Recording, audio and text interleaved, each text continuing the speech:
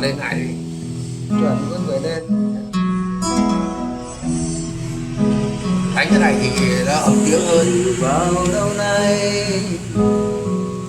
anh cứ mãi cô đơn bơ vơ, bao lâu rồi ai đâu hay.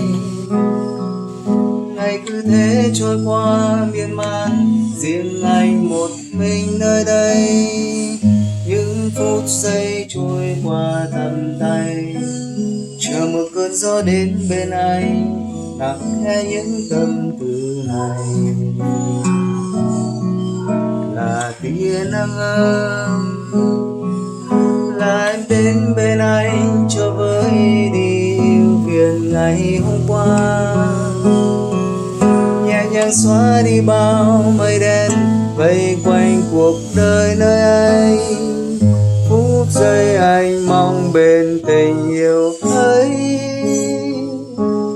Giờ đây là em, người anh mong ước bao đêm sẽ luôn thật gần bên em, sẽ luôn là vòng tay ấm êm, sẽ luôn là người yêu em, cùng em đi đến chân trời.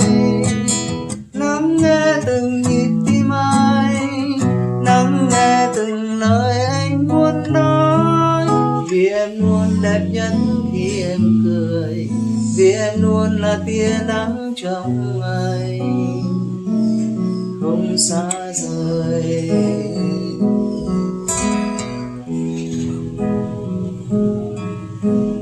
Mình dẫn nỗi